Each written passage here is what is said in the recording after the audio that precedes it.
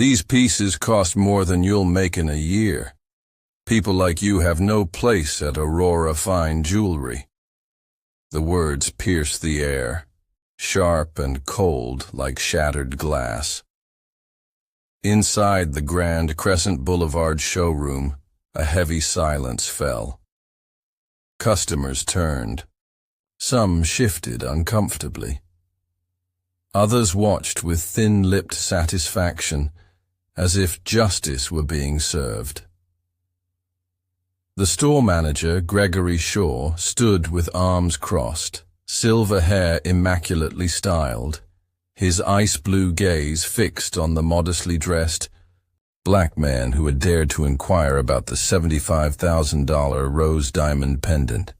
Security edged forward, hesitant. Gregory gestured toward the door with manicured fingers. "Ethan, please escort this gentleman out. He's disrupting the environment." No one watching could have guessed the truth, or the storm about to hit. No one imagined the man being led away was not just able to buy that pendant, but that he owned the entire company. As security placed a hand on his arm, and Gregory smirked with arrogant ease, neither man could foresee what the next 2 minutes would ignite. A shift that would change the face of luxury retail across America. Meanwhile, across the city, David Remington stood before floor-to-ceiling windows in his downtown penthouse, adjusting a simple silver wedding band, the only jewelry he wore. He was the owner of Aurora & Co., one of the most renowned luxury jewelry brands in the country. At 42, David had built everything from scratch. The son of immigrants from St. Lucia who sacrificed all they had to send him to college. Graduate of Wharton. Investor. Strategist. A man who turned bold ideas into billion-dollar ventures. He'd acquired Aurora & Co. just last year. "You sure you don't want Carla to pick up the gift for Olivia?" his assistant called from the kitchen. "You've got that board meeting in 2 hours." David smiled, glancing at a photo of his wife. "You know me. 15 years of marriage deserves a personal touch." He chose his outfit with care. Dark denim, navy cashmere sweater, Italian loafers, no flashy brands, no gold chains. His parents had taught him, character matters more than clothing. As CEO, he often made unannounced visits to stores to see how customers were really treated. Today, he'd finally stopped by the Crescent Boulevard flagship, newly rebranded under his leadership. Though he had approved the management team, he hadn't visited in person since the redesign was completed last month. Gregory Shaw had come highly recommended, 10 years in luxury retail, praised for results. But as David's driver pulled away from the curb, neither of them could have known how the next few minutes would turn into a viral reckoning, one that would ripple far beyond any boardroom or boutique. Inside, Aurora & Co.'s flagship gleamed like a cathedral of wealth. Polished marble, sparkling chandeliers, and glass displays that made the diamonds appear to float. Sunlight poured through the wide glass windows, scattering miniature rainbows across the marble floor. At exactly 10:15 a.m., David stepped through the doors of Aurora & Co., nodding politely to the security guard, who barely glanced his way. The contrast was immediate and jarring. 3 white. Customers had walked in just moments before. Each was greeted warmly by sleek associates in black tailored suits. David? Nothing. No greeting. No eye contact. As if he didn't exist. He moved through the store, past the accessible collections, toward the high-end cases, the ones he'd approved himself last month. This was the Heritage Collection, crafted around rare blush diamonds sourced from Namibia, all set in hand-polished platinum. Starting price, $50,000. He took his time, carefully inspecting each design. 5 full minutes passed. Not one associate approached. Instead, they rushed past him, helping white customers who had just walked in. A woman in a fur coat had barely crossed the threshold before an associate offered her champagne. Then, finally, a tall man with glacial blue eyes approached. It was Gregory Shaw, the store manager, the one David had yet to meet in person. Gregory walked like he owned the place, and from the way he looked David up and down, he clearly didn't recognize the man in front of him. "Looking for something a little more budget-friendly?" he asked, his tone thick with condescension. His eyes scanned David's simple outfit, a navy sweater, dark jeans, elegant but quiet.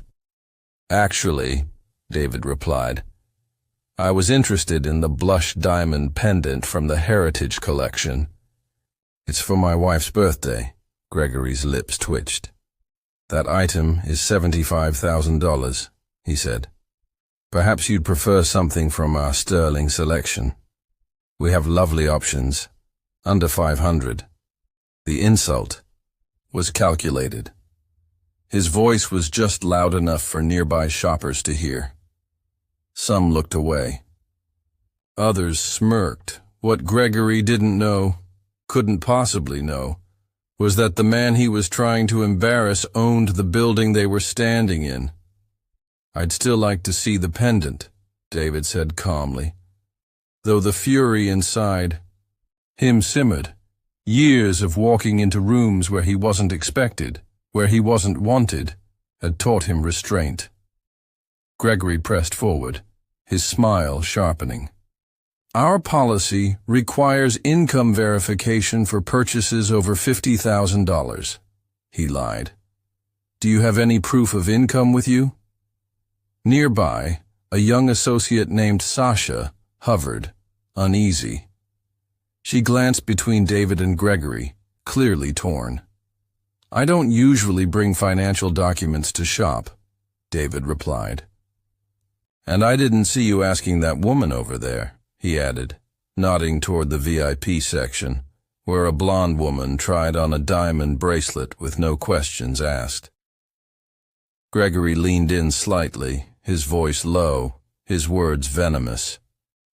"These pieces cost more than you'll earn in a year," he hissed.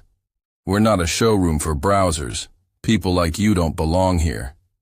Each word was intended to cut, to wound. Around them, the store grew quieter. Customers watched. Sasha stepped forward slightly, then froze when Gregory flashed her a glare. "Actually," David said, his voice steady, yet sharp enough to slice through the thick silence, "I had planned to purchase the entire Heritage Collection for a corporate gala. 9 pieces, totaling just over $650,000. Gregory let out a laugh. Not one of amusement, but a smug, condescending chuckle meant to entertain the audience now watching. "Oh, of course you were," he said loudly, his voice rising to reach the corners of the store. "And I'm the King of England." With a dramatic gesture, he signaled again to security. "Ethan, please remove this gentleman. He's disrupting our environment." The security guard stepped forward, clearly uncomfortable, but following orders. "Sir, I'm going to need you to come with me," he said quietly. David remained perfectly still. A weight settled in his chest, not from fear, but from the crushing repetition of being underestimated. He had walked through the doors of Cartier in Paris, Van Cleef in Monaco, and dozens of flagships worldwide. Never, never had he been asked to prove his ability to pay before even seeing an item. Still, his voice was calm. "Please don't touch me," he said firmly, as the guard reached for his arm. "I'll leave on my own." But Gregory wasn't finished. "Remove him now," he barked. "He's trespassing." Ethan hesitated, but then reached again for David's arm, and that's when it shifted. David's voice didn't rise. He didn't shout. He didn't need to. "Take your hands off me," he said quietly, but with the unmistakable authority of someone used to commanding boardrooms. "My name is David Remington." The name hit like a thunderclap. Ethan froze. A flicker of recognition washed over his face. The David Remington? Across the floor, Sasha gasped softly, her eyes wide with realization. Gregory scoffed. "Sure you are, and I'm Jeff Bezos." He waved again at the guard, more agitated. "Ethan, I said escort him out." David reached into his pocket, pulled out his wallet slowly. Not a card, but his executive ID, clear, clean, Aurora & Co. "Chief Executive Officer David Remington. I acquired this company last year. Every employee received a welcome email from me, with this face." Ethan dropped his hand instantly.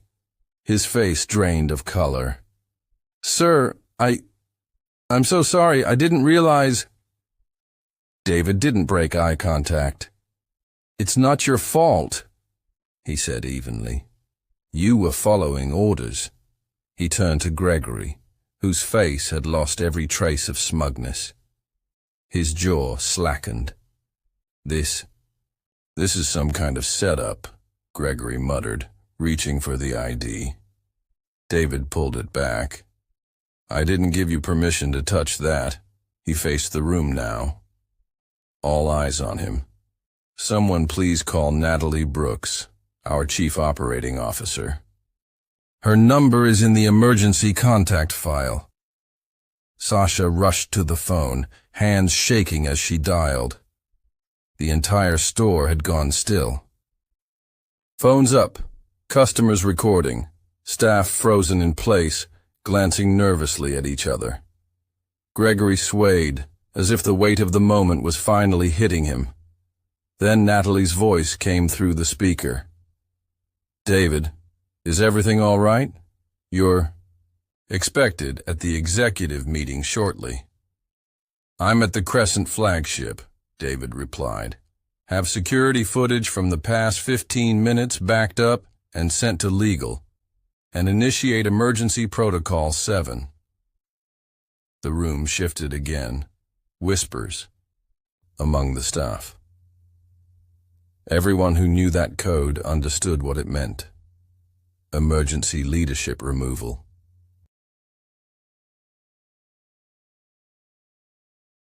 Gregory Shaw's face shifted, from stunned disbelief to sheer panic as the truth hit him like a brick wall. "Mr. Remington," he stammered, his voice cracking under the weight. "This was all a huge misunderstanding. If I'd known who—" "You were—" "That's exactly the issue," David cut in, his tone calm, but sharper than any raised voice. "You shouldn't have to know someone's title to offer them basic human respect." Gregory stumbled backward, accidentally knocking over a glass display case. The crash echoed through the showroom, but no one rushed to help him. It was clear now. The moment of reckoning had arrived, and everyone in the room sensed this wasn't just an incident. It was a turning point. "May I have your attention, please?" David announced, his voice steady but commanding. The same presence that had turned entire companies around was now focused on this very room. Some customers who had been inching toward the exit froze in place, realizing they were watching history unfold. Minutes later, Natalie Brooks arrived, out of breath, eyes scanning the chaos. In all her years working beside David, she had never seen this level of quiet fury behind his usually composed gaze. "Greg," David said firmly, intentionally using his first name. A clear power shift. "Would you care to explain why you attempted to eject me from my own store?" Gregory had no defense left. He stuttered. "Mr. Remington, if I'd only known—" "Stop," David said. "That kind of excuse just proves my point. So you only treat people with dignity when you know they can fire you." The silence that followed was heavy and damning. Gregory couldn't find a single word. "Natalie, please display the past hour of security footage on the main screen," David instructed. The large digital display, normally showcasing glittering gemstones, flickered to life, replaced by grainy black and white footage from every corner of the showroom. Everyone watched. The moment David walked in, how staff ignored him, how Gregory belittled him, how the humiliation escalated, and then— Gregory's command to security. Gasps rippled across the room. Mouths hung open. "This isn't just about me," David said, his voice reaching every corner of the store. "How many others have walked in here and been treated the same way?" He turned to the employees. "Raise your hand if you've seen a customer judged by how they look, or the color of their skin." There was a pause. Then, slowly, one hand rose, then another, then more, until over half the staff stood with their hands raised. Some trembling, some ashamed, all unable to stay silent. "I founded this company with one belief." David's voice was strong, unwavering. "Luxury should never be about exclusion. It should be about excellence." He turned to Gregory. "You're terminated, effective immediately." Gregory's expression twisted, shock giving way to rage. "You can't fire me. I have a family, a mortgage." "And how many talented individuals have you turned away?" David replied. "Because they didn't match your vision of what luxury should look like. Natalie will help you collect your things. You'll receive 2 weeks severance, which is more generosity than you ever showed the customers you dismissed without a second thought." Security, now looking sheepish, escorted Gregory toward the rear of the store. He turned once more, his face flushed with humiliation. "This isn't fair," he growled. "One mistake shouldn't destroy everything." David looked him in the eye. "This wasn't one mistake. It was a pattern, a worldview you chose over and over again. And now, consequences have arrived." As Gregory disappeared into the back, a heavy silence fell. The air buzzed with awareness that something important had just shifted. Luxury retail would never be quite the same again. "Everyone, please gather around," David said, his tone softer, but still commanding. The remaining employees circled in slowly, some tearful, others visibly shaken. Shoppers remained still, many continuing to film what had become an unforgettable moment. "What happened here today was a breakdown at every level," David began. "Not just a manager's failure, but our failure as a company to build a culture where that kind of treatment is unthinkable." He turned toward Natalie. "Starting now, this location will close for 2 weeks for full retraining. Every employee will be paid in full." A quiet sigh of relief moved through the group. But David wasn't finished. "When we reopen, everything will be different. All staff will undergo anti-bias training. Diverse mystery shoppers will routinely assess our service, and most importantly, we are adopting a zero-tolerance policy for discrimination in any form. Sasha stepped forward slowly, her voice barely above a whisper. Mr. Remington, I want to apologize for not stepping in sooner. I knew what Greg was doing was wrong, but I was afraid to lose my job. David nodded, understanding.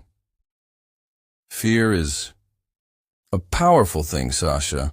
That's why part of this culture shift includes creating safe channels for reporting behavior like that, with zero risk of retaliation.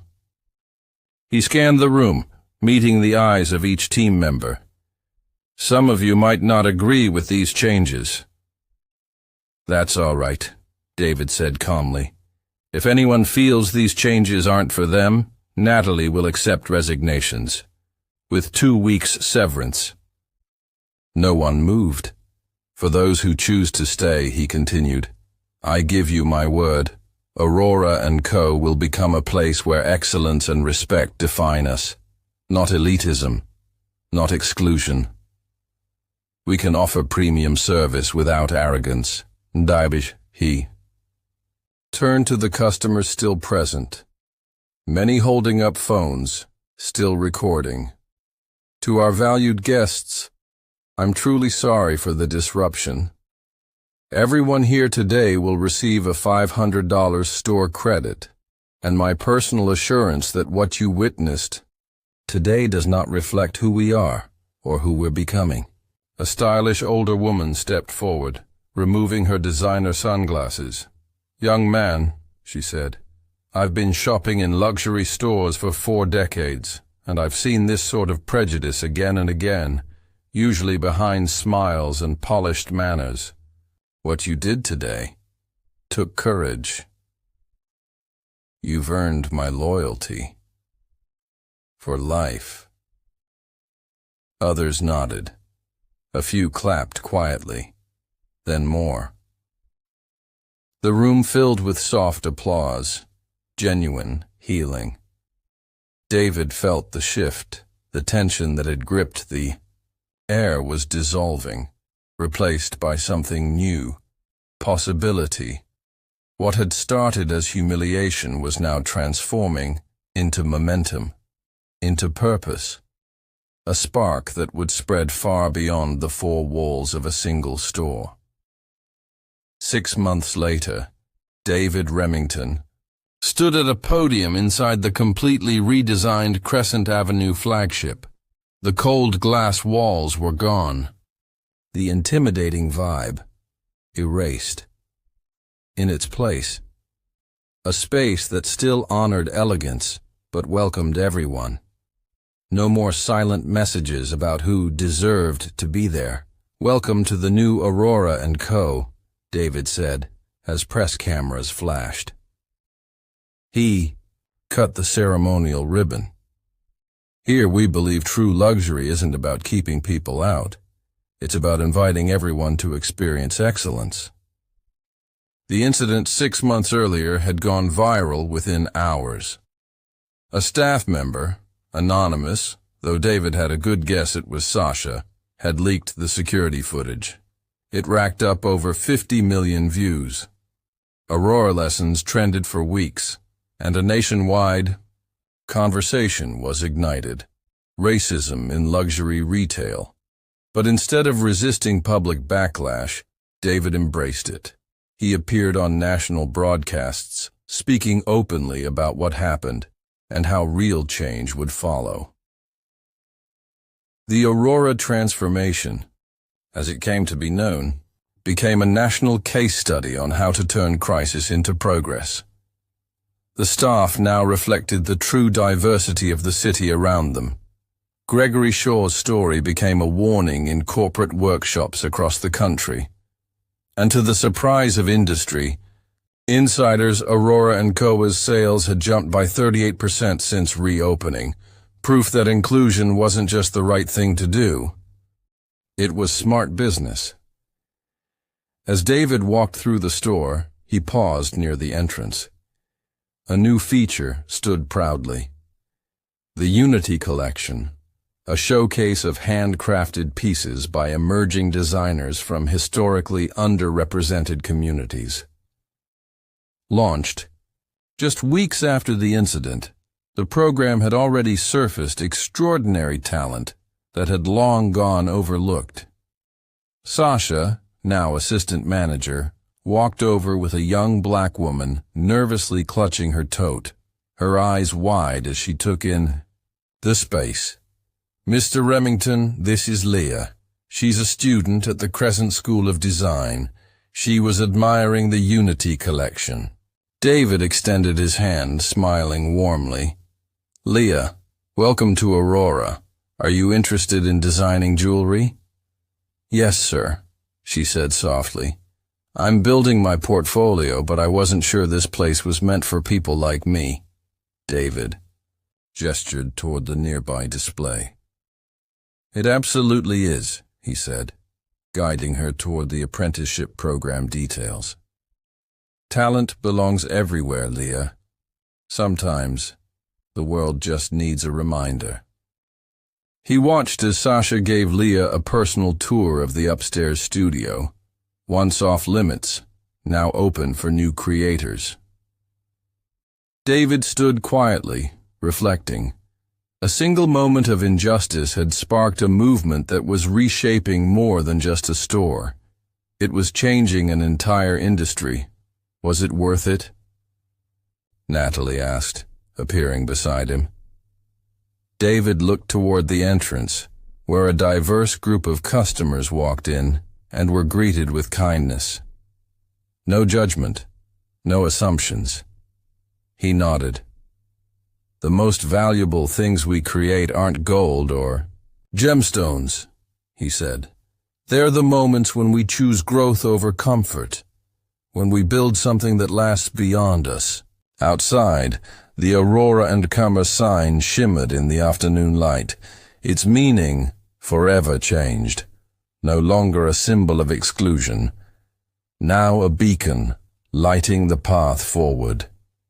Have you ever witnessed discrimination in a luxury setting? Type justice in the comments and let us know where you're watching from. Don't forget to subscribe for